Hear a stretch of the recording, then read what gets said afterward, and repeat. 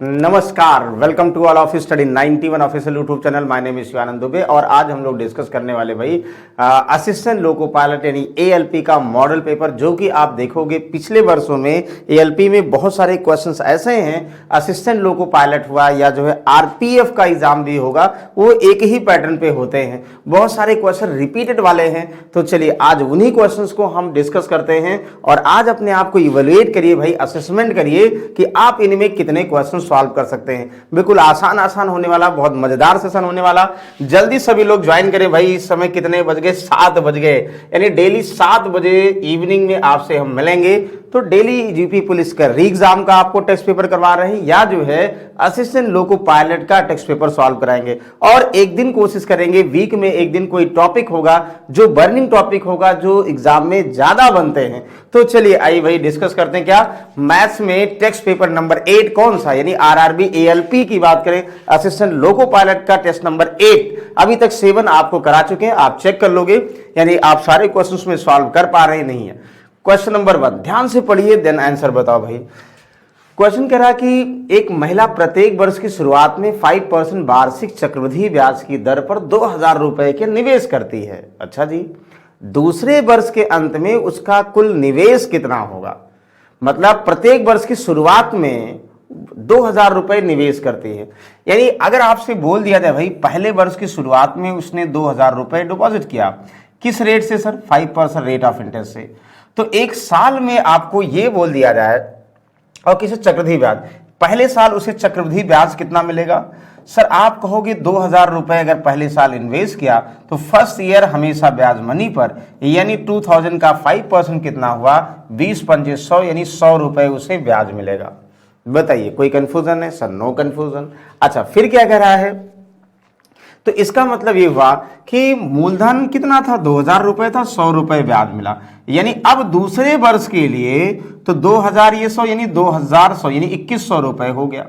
यानी 2100 रुपए अमाउंट होगा। चक्रवृद्धि ब्याज का मतलब हुआ दूसरे साल मूलधन और पहले साल के ब्याज पर ब्याज लगेगा अगले साल। लेकिन अगले साल ये भी कह रहा भाई, यानी 2100 पे लगना था, लेकिन 2100 पर ब्याज लगना था और ये कह रहा शुरुआत में 2000 रुपए और इन्वेस्ट कर दिया। यानी अब ब्याज किस पर लगेगा भाई? यानी 2100 और 2000 यानी 4100 पर ब्याज लगेगा। यानी अगर सेकेंड ईयर की बात करो, दूसरे साल चक्रवृद्धि ब्याज की बात करो, तो कहोगे सर 4100 पर ब्याज लगेगा कितना? 5%। तो सॉल्व कर दो, कितना हुआ? 5 एकम 5 चौक 20, यानी कितना हुआ? यानी 205 रुपए। तो याद करिए आपको 205 रुपए हुए। तो कुल कितना ब्याज अगर बात करें कि दूसरे वर्ष की स्टार्टिंग में ये तो 4100 था और 4100 में कितना? आप कहोगे 4100 में सर 205 रुपए, 205 रुपए ब्याज। यानी अगले वर्ष के लिए ये 4100 और 205 रुपए ब्याज। तो आप ओरल बता सकते हो कितना अगले वर्ष के लिए, दूसरे वर्ष के अंत में उसका कुल निवेश कितना था। तो भाई अब दूसरे वर्ष के अंत में निवेश का मतलब 4100 और 2 कितना? 4305, यानी 4100 ये हुआ और 205 ये हुआ। तो इसका मतलब कुल जोड़ दोगे तो कितना हुआ? 4305। क्या सही है? बिल्कुल सही है। यानी 4305 रुपए दूसरे वर्ष के अंत में हुआ। यानी ये पहले वर्ष के अंत में ये हुआ। अब इस पर जो ब्याज मिलेगा, अब मूलधन पर ब्याज जोड़ोगे तो वही हर साल जो है अगले साल जो बनेगा, यानी दूसरे वर्ष के अंत में इतना मिलेगा। हाँ अगर निवेशमेंट की बात की जाए, पहले साल का ब्याज जोड़ोगे, लेकिन पहले साल का ब्याज नहीं जोड़ना भाई, ध्यान दीजिएगा। तो कितना हुआ? 4305 रुपए। किसी को डाउट? बोलो यस, क्लियर है। सभी लोग एक बार जो है लाइक और शेयर करेंगे, जल्दी सभी लोग जुड़ जाए भाई। यानी एएलपी का टेस्ट है। इसको देखो, चतुर्थानुपाती। कितनी बार आप क्वेश्चन पढ़ चुके होंगे भाई कि चतुर्थानुपाती क्या होता है। दूसरा क्वेश्चन 2, 3, 6 का चतुर्थानुपाती। याद करिए हमने आपको क्या बताया था सर? यानी चतुर्थानुपाती के लिए A/B और C/D यानी 4 वेरिएबल होंगे और product of mean equal to product of extreme होता है। यानी A इंटू डी बराबर कितना? B into C. बाह्य पदों का गुणनफल बराबर मध्य पदों का गुणनफल होता। कहो जी सर। हमें आपको क्या बताना है? यानी आपको बताना चौथा पद D की वैल्यू। तो आप कहोगे sir B into C divide by A करेंगे, यानी दूसरा इंटू तीसरा अपॉन पहला, यही क्या होगा? चतुर्थानुपाती होगा। कहोगे जी सर बिल्कुल बता देंगे। यानी अगर आप 2 को A मान लो, 3 को B मान लो, 6 को C मान लो। तो आप अगर D यानी चौथा बताओगे, यानी चतुर्थानुपाती D बताओगे, तो दूसरा इंटू तीसरा 3 इंटू 6 डिवाइड बाई, यानी पहला का मतलब 2। इतना आसान है, 2 तिहाई 6 हुआ, 3 3 जा 9, यानी 9 क्या होगा भाई, इसका चतुर्थानुपाती होगा। Option number 2 is the correct. देखो ये आसान है, लेकिन ये इस कॉन्सेप्ट पर देखोगे, यानी चतुर्थानुपाती हुआ या तृतीयानुपाती निकालना हुआ या मध्यानुपाती निकालना हुआ, या हो सकता है आपको पूछ लिया जाए कि भाई मीन प्रपोर्शन क्या होता है, ये सारे क्वेश्चंस आते हैं। तो वो हो सकता है आसान तरीके से आए, डेसिमल्स वाले आए, वेरिएबल एक्स और वाई के फॉर्म में आए, लेकिन आते जरूर है। ध्यान दीजिएगा ये क्वेश्चंस, ये आप लोग समझिएगा, हमने रेशियो में प्रॉपर बकायदा इसको बता रखा है। इसको देखो, क्वेश्चन नंबर 3 पढ़िए ध्यान से और कोशिश करिए कि कैसे आप इसको सॉल्व कर सकते हैं। कह रहा भाई मूर्ति एक योजना में 1600 रुपए निवेश करता। कहो हाँ सर। परिपक्व होने पर उसे कुल कितनी राशि प्राप्त होगी यदि उसने यह राशि 3 महीने के लिए 20% वार्षिक चक्रवृद्धि की ब्याज से तिमाही संचित होता। वाह भाई, यानी कितना निवेश करता भैया, 1600 रुपए निवेश करता है। आपको पता रेट ऑफ इंटरेस्ट कितना, 20% पर एनम है। टाइम कितना है, टाइम भैया 9 मंथ्स है। लेकिन कह रहा कि जो ब्याज की दर होती है तिमाही संशोधित होती है। तो ब्याज की दर तिमाही संशोधित होती है, यानी हर 3-3 महीने में ब्याज लगे। आप बताओ अगर हम 3 मंथ्स, 9 मंथ्स में कितने 3 मंथ्स होंगे? आप कहोगे सर 3 मंथ्स 3 होंगे, यानी 3 टाइम्स। 3 को या 9 को आप क्या करोगे, 9 को 12 से डिवाइड करो तो 3 जी ना 3 4 जा 12, यानी 3/4 ईयर हुआ, ये कह सकते हो। लेकिन तिमाही का मतलब पहले 3 महीने में, फिर अगले 3 महीने में, अगले 3 महीने, यानी ईयर में कन्वर्ट नहीं करना, ऐसा नहीं करना। पहले 3 महीने में जो ब्याज लगेगा, अगले 3 महीने पर मूलधन और पहले 3 महीने के ब्याज पर ब्याज लगेगा, फिर अगले 3 महीने में मूलधन और पहले 6 महीने के ब्याज पर ब्याज लगेगा। तो टोटल ब्याज लगने के बाद हमारा जो 1600 रुपए हुआ कितना हो जाएगा? 1600 नहीं भाई, 16,000 रुपए है, क्योंकि ये सब हजार में आंसर आ रहा। ध्यान दीजिएगा, ये 16,000 है। 16,000 निवेश करते, क्यों? क्योंकि ये हम ऑप्शन में 18,000 में है, गलती से एक जीरो कम लगाया गया, इसको हम 16,000 कर लेते हैं। ठीक है, क्यों कर ले रहे हैं? क्योंकि हजार में आंसर आ रहा है इसलिए। ठीक है, तो अब आप बताओ अगर एक साल में 20% ब्याज की दर है तो 3 महीने में, तो कहोगे एक साल में 3 कितने, यानी 1/4 होता है ना, यानी 12 महीने में ब्याज ये, तो 3 महीने में कितना, 3/12, यानी 1/4 कर दोगे तो 4 पंचे 20, यानी 5%। आपको कह दिया जाए सर 12 महीने में ब्याज 20% है, तो 3 महीने में ब्याज कितना होगा? तो आप कहोगे सर यानी 3 तिमाही, एक साल में 4 तिमाही होते हैं, 4 तिमाही, यानी एक साल में अगर 20% है तो 4 से भाग कर दो तो एक तिमाही में कितना ब्याज होगा आ जाएगा, या 12 महीने बराबर 20%, तो 3 महीने में कितना 5%, यानी पहले 3 महीने में 5% ब्याज लगेगा, अगले 3 महीने में, हर 3-3 महीने में 5-5% ब्याज लगेगा। क्वेश्चन कैसा हो गया सर? ये ऐसा हो गया 16,000 रुपए का 5% रेट ऑफ इंटरेस्ट से 3 महीने में ब्याज कितना होगा, यानी 3 महीने 9 महीने में 3 बार में कितना ब्याज होगा। तो आपको हमने क्या बताया था, तो इसको जो है पास्कल लॉ से करोगे, एज आ क्या करिए 3 साल का ट्रीट करो, जब रेट ऑफ इंटरेस्ट कन्वर्ट कर लीजिए। तो भाई ईयरली था, लेकिन तिमाही 5% है, तो पहले तिमाही 5%, 16 पंचे 80, यानी आप कहोगे 16 पंचे 80 हो गया और 800 हो गया। ठीक है, वेरी गुड। फिर इसका 5% निकालोगे कितना, 8 पंचे 40 हो गया, फिर 5% निकालो कितना, 4 पंचे 20, यानी 2, multiplied by 3 multiplied by 3 multiplied by 1, यही करते थे ना। यानी आपको 16,000 रुपए का 5% रेट ऑफ इंटरेस्ट से 3 महीने के अकॉर्डिंग 9 महीने में ब्याज कितना होगा, यानी 3 साल के तरीके से ट्रीट करोगे अगर आप रेट ऑफ इंटरेस्ट को परिवर्तित कर लो। कहोगे हाँ सर, तो 8 त्रिक 2400 हुआ, कहोगे हाँ सर, और 4 3 12 120, और प्लस कितना 2, तो यानी 24 1 2522। भैया 2522 तो ब्याज हुआ, लेकिन पूछा क्या जरा, 16,000 रुपए कितना अमाउंट हो जाएगा, यानी कितना परिपक्व होने पर अकाउंट होगा। तो कहोगे 16,000 भैया निवेश किया था और प्लस 2522 भाई साहब इसका ब्याज मिला इसे, तो 16 2 18,522 रुपए कहीं है, जहां होगा बिल्कुल सही है। Option number 1 is the correct option, यानी 1600 नहीं था, 16,000 था। 1600 करोगे तो भी आएगा, लेकिन ऑप्शन नहीं दिया उसके अकॉर्डिंग, 16,000 अकॉर्डिंग दिया।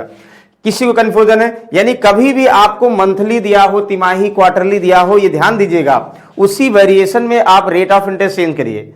जैसे 9 मंथ्स में 3 तिमाही होते हैं, रेट ऑफ इंटरेस्ट को तिमाही के अकॉर्डिंग परिवर्तित करोगे तो 3 साल के कॉलम तरीके सॉल्व करो, तो इसका मतलब ये हुआ 3 बार इंटरेस्ट लगाने का मतलब ये हुआ कि 3 साल के उसके कॉलम पे सॉल्व कर रहे हैं, आंसर आ जाएगा। तो यस सर बिल्कुल सही है, बहुत बार इसको सॉल्व कर चुके हैं।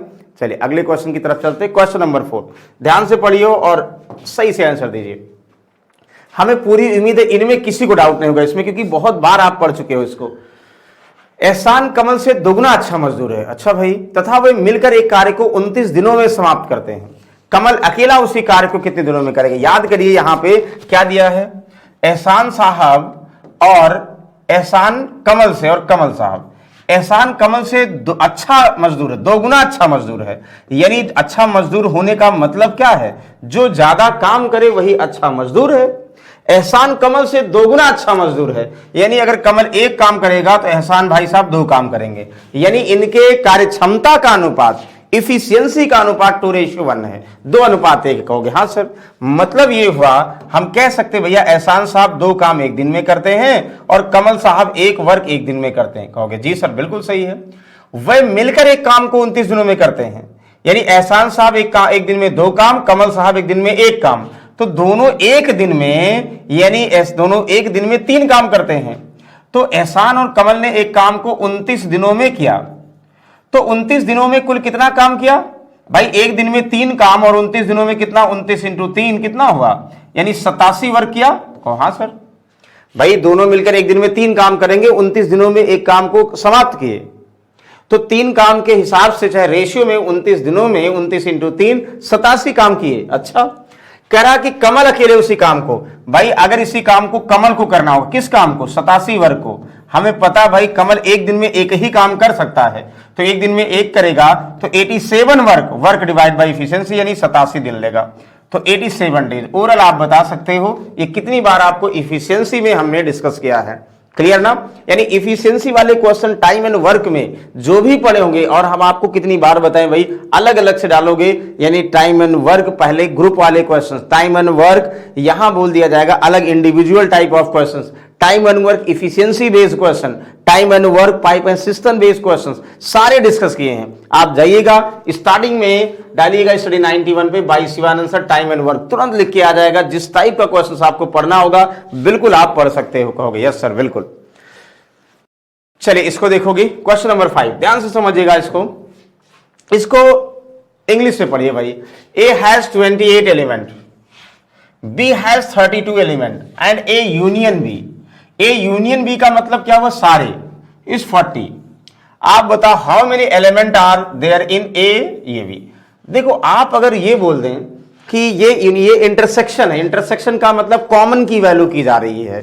अब कॉमन की वैल्यू का मतलब हुआ, ये भी हुआ, ध्यान समझिएगा, कॉमन की वैल्यू अगर हम करें तो ये भी कह सकते हैं कि ए यानी ए एलिमेंट ए प्लस बी और माइनस जिसमें जो कॉमन होगा तो भी निकाल सकते हो। लेकिन सेट थ्योरी में ये इसमें ये इस टाइप बनेगा, ये पूरा एलिमेंट यानी ए एलिमेंट मान ले, ए पूरा 28 है, ध्यान दीजिएगा ये एलिमेंट 28 है, ये पूरा बी का एलिमेंट है, पूरा बी एलिमेंट कितना है भाई? 32 है। ए यूनियन बी का मतलब, यानी ए यूनियन बी का मतलब टोटल, यानी यहां पे हम जो भी फिल करें, मान लो ए बी सी फिल करें, इसका मतलब ए प्लस बी प्लस सी कितना है भाई? 40 होना चाहिए। ध्यान दीजिएगा ये ए यूनियन का मतलब सारे का सम 40 है। अगर आप इसे सेट थ्योरी में ना पढ़कर इसको हम लोग जो एग्जाम में क्वेश्चंस बनते हैं इस फॉर्म में पढ़ेंगे तो ऐसे पढ़ेंगे, कहोगे जी सर। तो आप बताओ अब हमें बी चाहिए, ए प्लस बी प्लस सी 40 है, लेकिन जब हम ए को बाहर से जोड़ेंगे यानी बी को बाहर जोड़ेंगे तो हमें पता है, देखो ए प्लस बी प्लस सी, इसमें बी 2 बार है, ध्यान समझिएगा। यहां से अगर हम सबको जोड़ेंगे भाई ये कितना है? ए प्लस बी। ऐसे देखो ये ए प्लस बी है और प्लस कितना? बी प्लस सी है। ये पूरा कॉलम ये कितना है भाई? 28 और कितना प्लस 32, यानी 28 और 32 का मतलब 60 हो गया। अब आप बताओ यानी a प्लस 2b प्लस सी बराबर 60 है कि नहीं है? तो ए बी सी की वैल्यू 40 है, a प्लस 2b प्लस सी बराबर 60, तो इसका मतलब अगर b चाहिए तो 60 में से 40 घटा दो, इसका मतलब 20 आ गया, नहीं आ गया? यानी यहां क्या होगा भाई? b की वैल्यू 20 होगी, तो b 20 होगी। अब देखो यहां समझ में आ गया, ये पूरा 28 है तो ये कितना होगा भैया? ये 8 होगा, ये पूरा 32 से कितना 12, चाहे चेक कर लो, यहाँ 12 8 20 और 20 40, कुल मिलाकर 40 हुआ। हाँ सर, इसका मतलब भाई यानी कितना हुआ, आप कहोगे सर 3, यानी बी ए इंटरसेक्शन बी इतना हुआ। या ऐसे भी कर सकते, टोटल जोड़ोगे तो भाई बी 2 बार आएगा, तो ए बी सी दिया है, टोटल सम दिया 40, तो जो ज्यादा आएगा वही मिडवे वैल्यू है, तो घटा दोगे तो भी आ जाएगा। बताओ कोई कंफ्यूजन है सर? नहीं, बिल्कुल आसान है, ओरल बता सकते हैं। चलो इसको बताओ। चक्रवृद्धि ब्याज आपको बहुत बेहतर तरीके से डिस्कस किया, बार बार क्वेश्चन रिपीट किया है, इसको बताओ। माइक चक्रवृद्धि ब्याज पर 4% वार्षिक ब्याज की दर से इतना उधार लेता है। 2 वर्ष का चक्रवृद्धि ब्याज क्या होगा यदि ब्याज वार्षिक संयोजित होती है? हमें पूरी उम्मीद है 2 साल का ब्याज सबको पता है भाई, और इसके 3-4 तरीके हैं। अब क्या था, एक स्लैब मेथड था, पास्कल मेथड था, फ्रैक्शन मेथड था, परसेंटेज मेथड था, जो भी, या स्लैब मेथड ये हो गया। पहले साल मनी पर 4% निकालते थे भाई ना, तो 2 0 4 5 20 4 8 32 और 2 कितना 34, 340। वही यहां होगा, 340 का 4% निकालते हैं तो 4 चौक 16 4 3 12 और 1 कितना 13। ये क्यों करते हैं?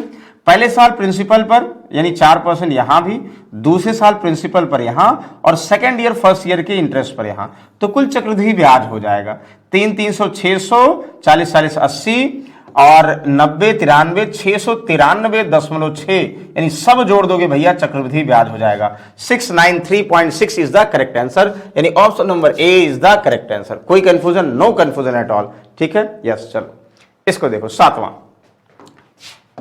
बस आपको प्रैक्टिस के लिए ध्यान से क्वेश्चन देखिए और आंसर बताइए, ये सब आपके प्रैक्टिस के लिए है। हमें पता इस टाइप के क्वेश्चंस बहुत बार आप सॉल्व कर चुके होंगे।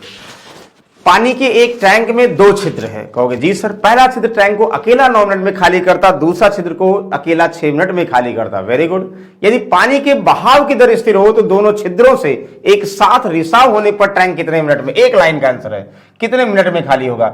भाई आप कहोगे ए कितना हुआ, 9 मिनट में खाली करता है, ये माइनस वाला है ना, कहो यस सर। दूसरा भाई बी भी कितना 6 मिनट में खाली करता है, तो क्या करोगे माइनस।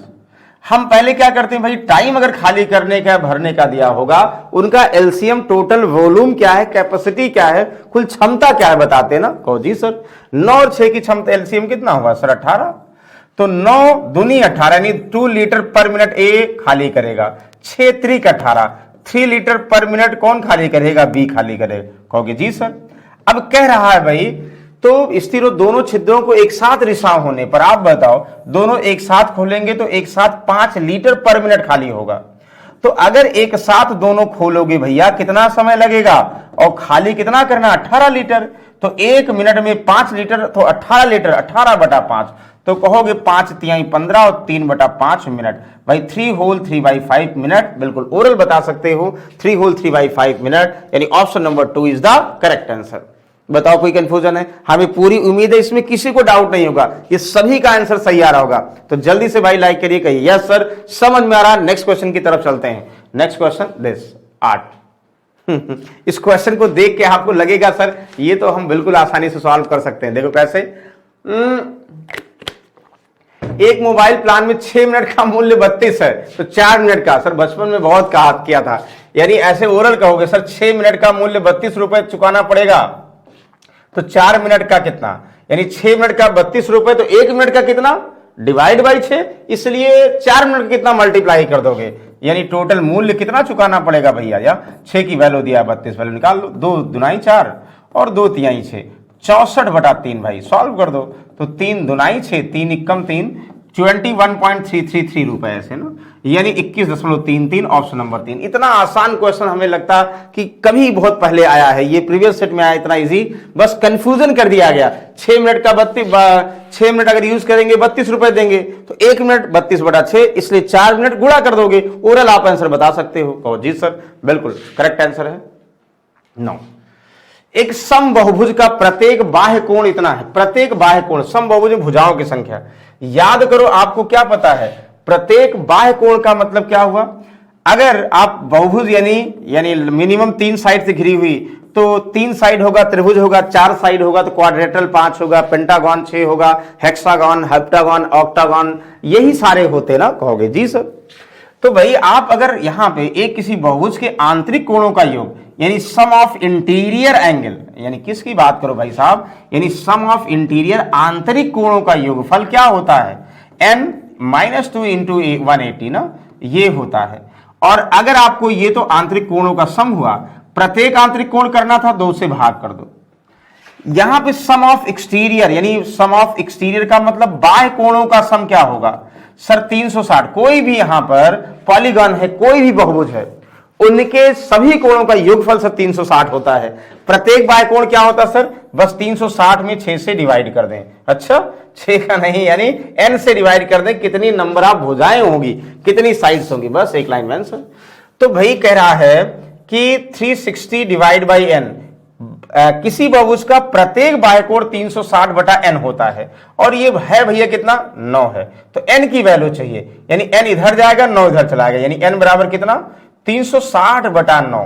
कहोगे 9 चौक 36 सर 40, यानी 40 भुजाएं होंगी भाई। 40 भुजाएं बनाना भी पॉसिबल नहीं है, लेकिन आपको फॉर्मूला पता है, ओरल बता सकते हो सही सर, यानी 360 बटा n का मतलब 9 से भाग कर दोगे, कितनी, 40 आ जाएगा, आंसर हो गया।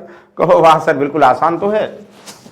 इसको देखो, यदि दो संख्याओं गुणनफल इतना है, लासा इतना है, तो मासा याद करिए, हमें पता है लासा मासा की बात करें, गुणनफल पहली संख्या गुणे दूसरी संख्या बराबर उनका लासा इंटू मासा, यानी first number into second number equal to their LCM into HCF. दो संख्याओं का जो प्रोडक्ट होगा उनके एलसीएम और एचसीएफ के प्रोडक्ट के इक्वल होगा। कहोगे जी सर, अब ये तो प्रोडक्ट डायरेक्ट दे दिया गया भाई साहब, यानी 3026, यानी दोनों का गुणनफल डायरेक्ट दे दिया है, और एलसीएम दिया 89, एचसीएफ आपको बताना है। तो क्या दिक्कत है भाई, एचसीएफ क्या करोगे, 3026 में डिवाइड करोगे 89 का, जो आएगा आंसर। अब 89 का देखो, ये भी एक आइडिया हो गया, 90 के आसपास है, तो 9 त्रिक 27, 3 बार तो मस्त है जाएगा, तो 9 त्रिक 27 यानी 3 9 302, ऐसे करोगे ना भाई, 302 6 में हम किससे भाग करेंगे, यानी पहले 89 से 3 बार जाएगा, क्या होगा, तो 3 9 27, 3 8 24 ना, 24 और 2 कितना, 26, 267। या वैसे करो, 9 त्रिक 27 यानी 90 का 3 गुना कितना हुआ, 270 में से 3 घटा दो, 267 हुआ। तो यहां 33 और 2 35 हुआ, और यहां 6, कितनी बार जाएगा भाई, 89 का कितनी बार, 7 5 बार, 5 9 45 नहीं, 6 9 54 नहीं, 6 9 54 कितनी, अब इसे हिसाब से कर लो, 4 4 9 36, 4 8 32, 4 बार जाएगा भाई। देखो यहां पे 4 9 36, 4 8 32 और 3 35, 4 बार जाएगा, यस। 34 ऑप्शन की हेल्प से भी आप ले सकते हो, कितनी बार जाएगा, यानी ओरल बता सकते हो 34। ये आपको फॉर्मूला पता होगा, लासा मासा में कितनी बार बताए होंगे भाई कि पहली संख्या का, पहली और दूसरी संख्या का गुणनफल उनके लासा और मासा के बराबर होगा। संख्याएं दी होंगी तो लासा या मासा में एक कोई दिया होगा, निकाल सकते हो। कहोगे जी सर, बिल्कुल। अब इसको ध्यान से पढ़िए, आज अपने आप को सिर्फ और सिर्फ ये समझना कि भाई आप कितने क्वेश्चंस सही से सॉल्व कर पा रहे हैं। चावल की 2 किस्में ए और बी, जिनका मूल्य 210 280 रुपए, जी सर, 3:4 में मिश्रित किया जाता है। मिश्रित किस्म को 260 रुपए प्रति किलोग्राम की दर से बेचा जाता है, तो लाभ प्रतिशत, यानी आपको ये कह रहा है ए और बी की 2 वैरायटी है, पहला 210 रुपए कुछ भाग है, दूसरा 260 रुपए है। दोनों को किसी अनुपात में मिक्स करते हैं और उनको बेचते हैं। तो पहले भाई दोनों को मिक्स करो, तो मिक्सर का पर केजी मूल्य क्या है ये। अब इसको चाहे एलिगेशन से आप बताओ चाहे बेसिक से, मतलब पहले मिक्सर का मूल्य, पहले मिक्सचर का सीपी आ जाएगा, तभी तो आप उसको बेचोगे। तो आप कहोगे भैया ए जो है, ए और बी दो है, 2 किस्म के हैं, तो इनकी क्वांटिटी 3 मात्रा में है और ये 4 मात्रा में है। इनका मूल्य भैया 210 रुपए है, जी सर। इनका मूल्य भाई साहब है 480 रुपए। अच्छा, 280 रुपए, ठीक है ना। और मिक्सर का मूल्य कितना, x रुपए। अब आप एक तरीका ये है कि भाई 280 ज्यादा है, तो यानी 280 में से x घटेगा, और यहां से अब इसका मतलब x 280 ज्यादा था, x हमने कम कर दिया, तो x में से 210 घटेगा। तो जो यहां पर ये क्वांटिटी का मूल्य आएगा ना, यानी कितना मात्रा में हो, जो कि पहले 3 4 दिया है, तो आप ये बोल सकते हो, देखो चाहे ऐसे करो, 280 minus x upon x minus 210 equal to 3:4।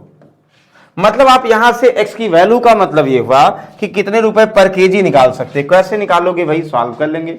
0 4 32 हुआ, 4 2 8 और 3 कितना हुआ, 11 माइनस 4x बराबर कितना भाई 3x ये हुआ, और प्लस कितना ये माइनस, सॉरी माइनस कितना हुआ, यानी 321 यानी 63, 630। देखो ये इधर आ जाएगा और ये इधर आ जाएगा, मतलब 7x बराबर कितना हुआ, ये इधर आ जाएगा, जुड़ जाएगा ना। 1120 में से 630 घटा दो भाई, ऐसे देखो 11 में से 6 घटा दोगे तो 500 हुआ, 20 में से 30 घटाओगे -10 तो 490, तो 490 हो गया। तो x बराबर कितना, 7×7=49, 70 रुपए भाई साहब। बहुत 70 रुपए कैसे हो गया, अरे आएगा जुड़ेगा भाई ना, अरे यार ये माइनस है, प्लस नहीं, माइनस इधर आएगा जुड़ जाएगा। तो 1120 और प्लस कितना, 11×6 1750, 1750 हो गया भाई साहब, ध्यान दीजिएगा 1750 हो गया। डिवाइड बाई ये 7x हुआ, तो मतलब 7x की वैल्यू 1750, तो x बराबर कितना हो जाएगा, 1750 डिवाइड बाई 7, 7 दूनाई 14, 7 पचे 35। तभी तो हम कह रहे हैं कैसे हो गया भाई, 250 रुपए उसकी मिक्सचर की कॉस्ट आ गई। अब आप बताओ, अगर 250 रुपए में मिक्सचर की कॉस्ट है और मिक्सचर को 260 रुपए में बेच रहे हैं, तो कितने का लाभ होगा भाई, 10 रुपए का। तो लाभ प्रतिशत क्या होगा, 10 रुपए का लाभ अपान 250 CP × 100। एक लाइन में बता सकते भाई साहब, ये कैंसिल हुआ, 2500 का 100, यानी 4% बिल्कुल करेक्ट आंसर, ओवरऑल आंसर। क्या कोई और तरीका डिस्कस करें, बिल्कुल सर डिस्कस कर सकते हैं। और भी तरीका हमने आपको बताया था मिक्सचर की कॉस्ट, ये तो ये हुआ।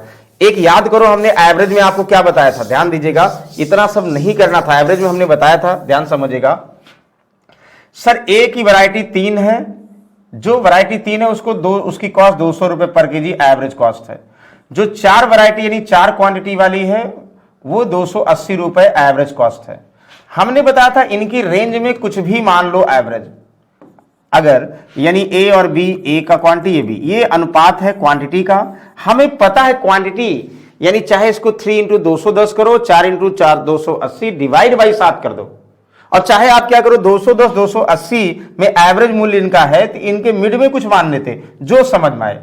जैसे मान लो हमने 250 मान लिया, तो 250 से 210 क्या है, -40 कम है, तो एक के लिए 40, ध्यान दीजिएगा 250 मान लिया, एक के लिए 40, 3 के लिए 4 3 12 -120 हो जाएगा। अब 250 से 280 30 ज्यादा है, तो एक के लिए 30, 4 के लिए 4 3 12 120। अब ये दोनों जोड़ते हो कट जाता है, 0 आ जाता है, तो 0 अगर जो वैल्यू आता तो उसको जोड़ के डिवाइड करते, 0 आ गया, इसका मतलब 0 का एवरेज 0 ही जोड़ना पड़ेगा, यानी 250 इसका एवरेज आ गया, डायरेक्ट आ जाता। और भी आपको हमने बताया था कि ये डायरेक्ट आ जाता। अब तो भाई जब 250 इसका क्रय मूल्य हुआ तो विक्रय मूल्य निकाल ही लोगे। और भी तरीके थे भाई, ए वैरायटी का 3 क्वांटिटी था, एवरेज कॉस्ट 210 कुल कॉस्ट। बी वैरायटी का 4 क्वांटिटी थी, इसका रेशियो 280 डिवाइड बाई कितना, 3 और 4, रेशियो ही तो है, 3 और 4 जोड़ दो तो भी आ जाएगा, लेकिन एलिगेशन से करोगे टफ हो जाएगा। हम आपको बता दिए कैसे कर सकते हो। चलो इसको देखो, एक वस्तु को 4% या 6% लाभ पर बेचने पर विक्रय मूल्य का अनुपात क्या होगा। अरे भैया देखो, एक वस्तु को 4%, अगर मान लीजिए वस्तु का CP 100 है, इसको 4% प्रॉफिट पर बेचो सर, 104 बेचेंगे। इसी सेम को 6% प्रॉफिट पर 106 में बेचेंगे ना, तो 6 के लाभ पर 106 में, 4 के लाभ पर 104। ये कह रहा कि इनको 4 और 6 के लाभ पर बेचे, अनुपात निकाल सकते हैं बिल्कुल।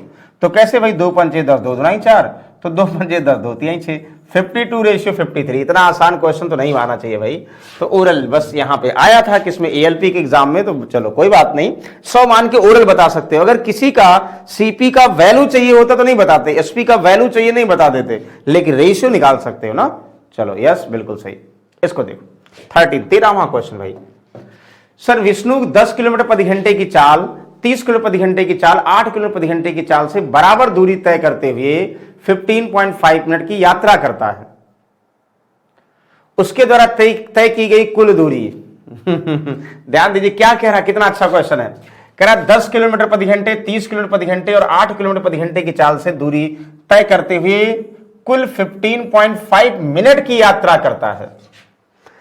बराबर दूरी तय करते, मतलब जैसे ये बराबर 3 भाग, ये कुल मिलाकर उसे कितने हुए, 15.5 मिनट लगते हैं। कहोगे जी सर बिल्कुल सही है, यानी पहला वो x किलोमीटर होगा, दूसरा x किलोमीटर होगा, तीसरा x किलोमीटर हुआ, तीनों का कुल टाइम कितना 15.5 मिनट है। आपको बताना है दूरी कितनी है।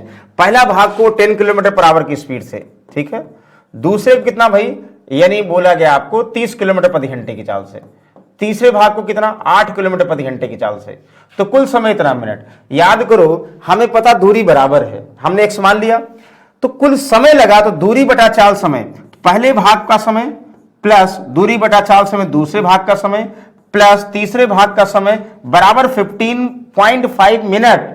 ये दूरी को किलोमीटर में लाना है ना, किलोमीटर में, यानी x किलोमीटर मान लें 4 किलोमीटर प्रति घंटे में है, तो आप अगर टाइम को आवर में कन्वर्ट कर दोगे यानी दूरी भी डायरेक्टली किलोमीटर में आ जाएगी।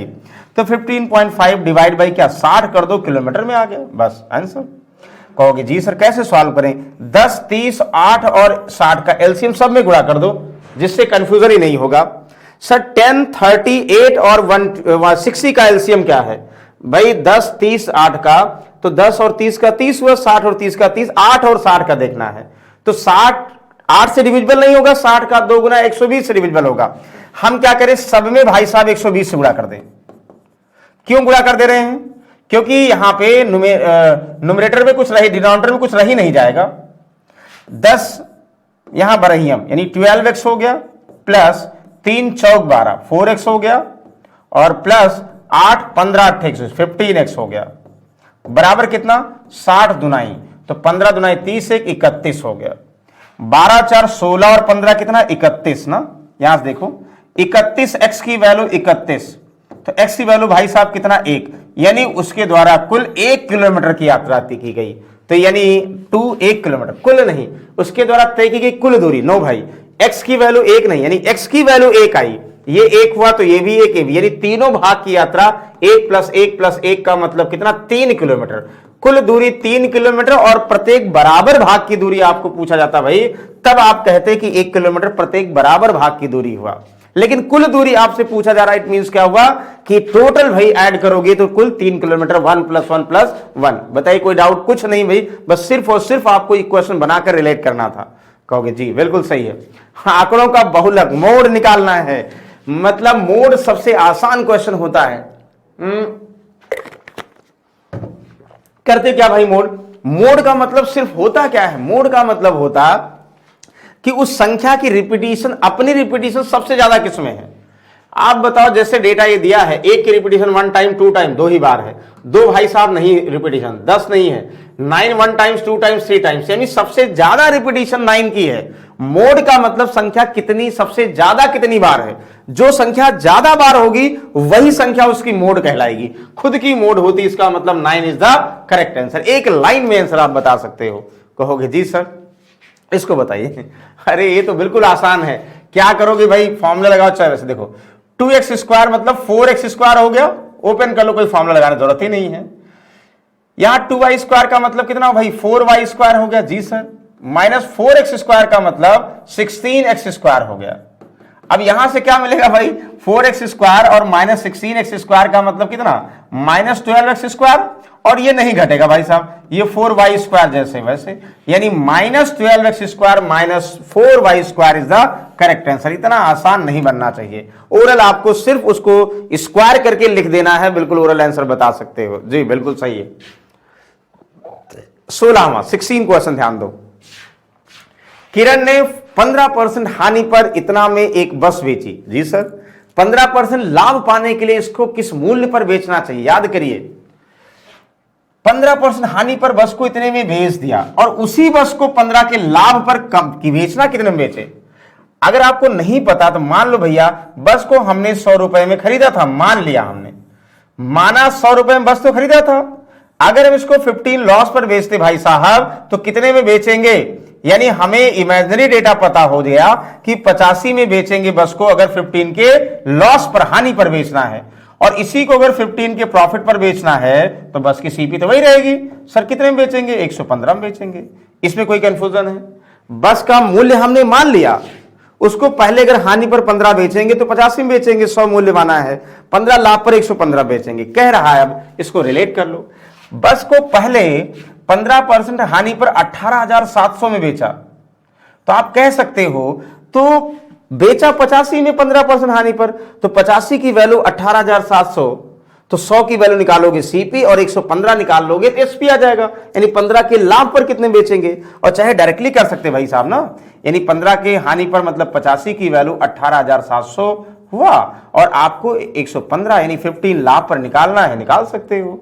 तो 5 से 17 पचे 85, 5 से 5 दुनाई 10, 5 से 23 हुआ, कहोगे यस। 17 एकम 17, 1 17 एकम 17, यहाँ 3 3 2 5 और 2 ये 25,300 रुपए भाई करेक्ट आंसर कहीं है, yes option number 3 is the correct. एक लाइन का चाहे 85 निकालो, 100 निकालो, 100 के बाद फिर 15% बढ़ा दो, चाहे 85 की वैल्यू दिया है डायरेक्टली 115 निकाल लोगे तो आंसर आ जाएगा। कोई कंफ्यूजन है? नो सर, बिल्कुल कंफ्यूजन नहीं है। इसको बताओ, देखो ध्यान से पढ़िएगा इसको, अच्छा क्वेश्चन है। एक आदमी 2200 रुपए एक रेफ्रिजरेटर खरीदता था, परिवहन पर 1000 रुपए तथा इंस्टॉलेशन पर 2000 रुपए का अतिरिक्त भुगतान करता है। जी सर, पूरे लेन देन में 15% लाभ कमाने के लिए इसका विक्रय मूल्य क्या होना चाहिए था? आई होप ये सबसे इजी का मतलब प्रॉफिट लॉस की बात करो, आसान सा क्वेश्चन है। आपको पता भाई किसी वस्तु को हम खरीदते हैं, खरीदने के बाद अगर उस पर ट्रांसपोर्टेशन हुआ या इंस्टॉलेशन चार्ज हुआ, वो कुल मिला के हमारे सीपी में ही काउंट होगा।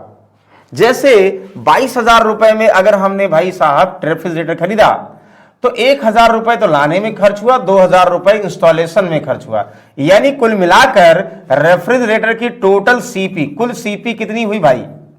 और कितनी हुई? आप कहोगे सर कुछ नहीं करना था, 22,000 23,000 23 2 25,000 आया, मतलब खरीदा तो 22,000 में, लेकिन इंस्टॉल कराया और परिवहन पे खर्च किया, कुल हमारी लागत आ गई टीवी को ओवरऑल खरीदने में 25,000।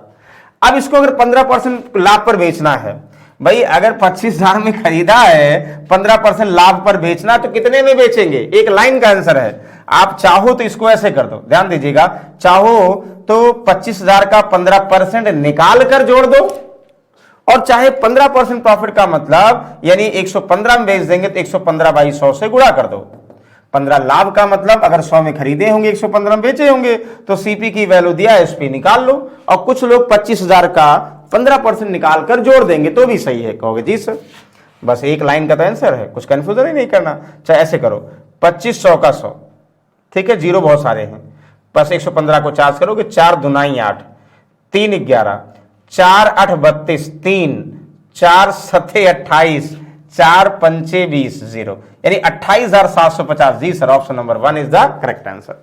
बताओ कोई कंफ्यूजन है? सर कोई कंफ्यूजन नहीं है, ये तो बिल्कुल आसान था, सीपी दिया था और सीपी बस समझना था, इंस्टॉलेशन और जो है जो परिवहन कॉस्ट होती कॉस्ट प्राइस में जुड़ता, बस ये आंसर हो गया। कहोगे जी सर बिल्कुल आसान हो गया। देखो 18वां, एक धनराशि का 8% वार्षिक ब्याज की दर से 8 वर्ष का साधारण ब्याज इतना है।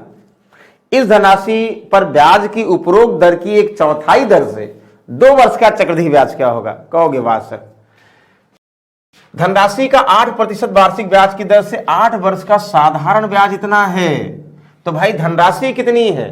चाहे परसेंटेज से करो चाहे ऐसे, तो भाई आपको पता है बेसिक फॉर्मूले से ब्याज equal to P into R into T by 100। यहां से प्रिंसिपल निकालना हो, अगर ब्याज दिया हो तो ब्याज गुणे 100 रेट इंटू टाइम होता कि नहीं होता? अगर फॉर्मूले से कहो जी सर, यानी मूलधन अगर निकालना है तो क्या करोगे? साधारण ब्याज भाई साहब कितना है? 16,000, 16,000, 16,000 साधारण ब्याज है, गुणे 100, यस, और divide by 8 into 8, R into T, yes, 8 Dunai 16 हुआ जी सर, 8 से तो 8 दुनाई 16, 8 पंचे 40, कहो कितना हुआ? 25,000 हुआ नहीं हुआ?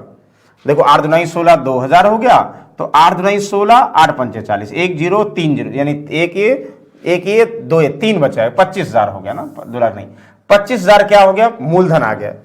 अब कह रहा 25,000 मूलधन आ गया, इसी धनराशि पर यानी 25,000 पर, और 25,000 मूलधन निकालने का एक और तरीका था, ये भी बता देते भाई।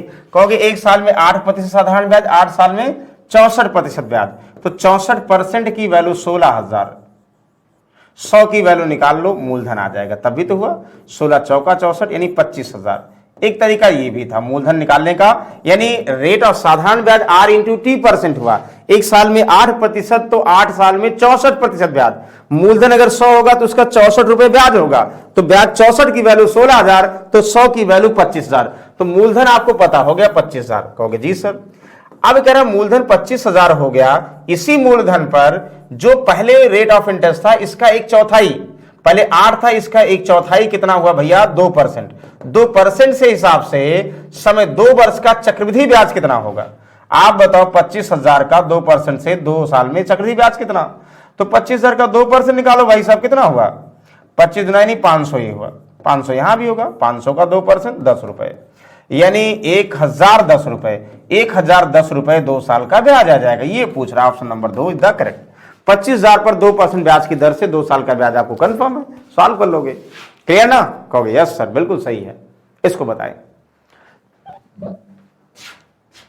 एक कार एक निश्चित दूरी 60 किलोमीटर प्रति घंटे की गति से 45 मिनट में तय करती। जी सर, इस दूरी को 5 मिनट पहले तय किया जाना है, इसकी गति किलोमीटर। अरे भाई कितना आसान क्वेश्चन, ओरल बता सकते हो, फॉर्मूला भी है।